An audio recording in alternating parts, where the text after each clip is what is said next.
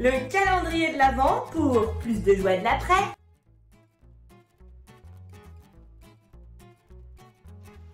Bonjour, bienvenue dans le calendrier de l'Avent pour plus de joie de l'après. Je suis Marine Basso, créatrice de maillots de bain mais surtout professeure de yoga. Et aujourd'hui, je vais vous donner quelques petits tips de yogi pour affronter cette période de fête de fin d'année dans les meilleures conditions. Alors, je vous l'accorde, les nuits sont longues, les journées sont fraîches et elles n'aspirent pas toujours à se lever plus tôt le matin. On a plutôt envie de rester sous sa couette.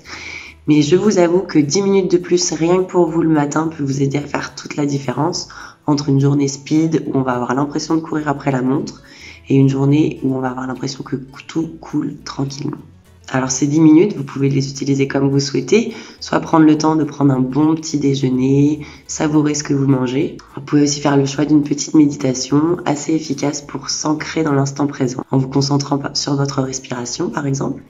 Vous pouvez aussi faire le choix d'une petite pratique de yoga, une petite salutation au soleil par exemple, avec 1 ou 2 cycles de chaque côté, est largement suffisant pour vous échauffer. Vous pouvez facilement retrouver la salutation au soleil sur internet. Ça, c'est une pratique que je vous conseille tout au long de l'année parce que prendre du temps pour soi, c'est vraiment important. Pas forcément que pendant la période des fêtes, qui est une période certes de stress, mais vraiment prendre chaque jour 10 minutes pour vous, prendre le temps de vous poser, de vous focaliser dans l'instant présent. Qui dit période de fête dit aussi repas de Noël, repas du 31. Et comme on le sait, on mange beaucoup plus qu'à l'accoutumée. Alors sachez que votre foie fonctionne à son max à partir de 2h du matin. Ce qui veut dire qu'il faudrait se coucher avant minuit. Et là, c'est un peu plus compliqué.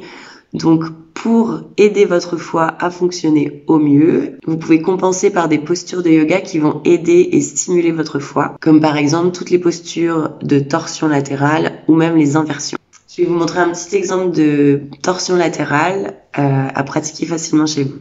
Alors, on va venir faire une petite torsion latérale. On vient allonger les jambes, on ancre les ischions dans le sol, les pieds sont bien flex.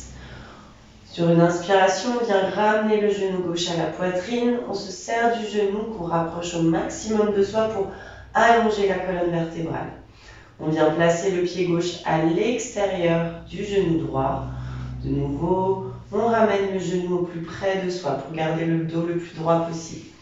On inspire, on lève le bras gauche vers le ciel, on étire jusqu'au bout des doigts. Et à l'expire, on vient déposer la main gauche à l'extérieur du fessier, comme pour s'aider à garder le dos bien droit. On inspire, on lève le bras droit vers le ciel, on étire jusqu'au bout des doigts et à l'expire, on vient rentrer le ventre, on twiste vers la gauche et on vient déposer le coude gauche à l'extérieur du genou. Vous pouvez soit garder le bras plié, soit venir tendre le bras, vous pouvez même venir saisir le genou pour vous aider à garder le dos le plus droit possible. On porte le regard au-dessus de l'épaule gauche.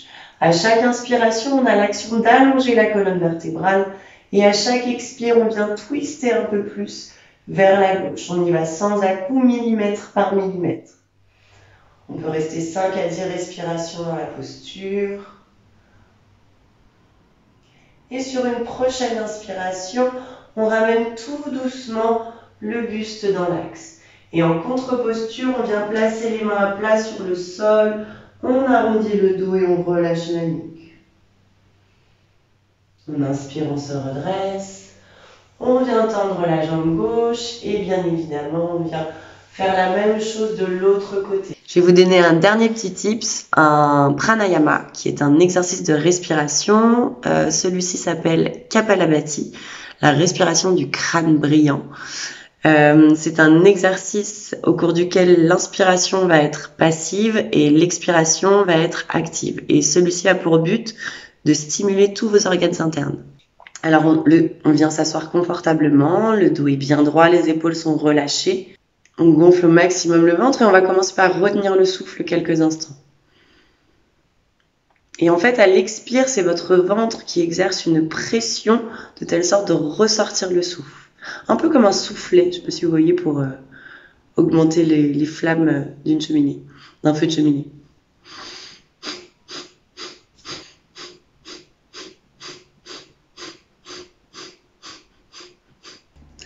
Donc c'est un rythme qui n'est pas forcément facile à prendre au début, mais vraiment vous avez l'action de contracter les abdominaux pour faire ressortir le souffle et à l'inspire, le ventre se regonfle naturellement. Donc l'expiration est active et l'inspiration est complètement passive. Alors je vous souhaite à tous de très belles fêtes de fin d'année. Prenez soin de vous, prenez soin des gens que vous aimez et surtout, dites-leur.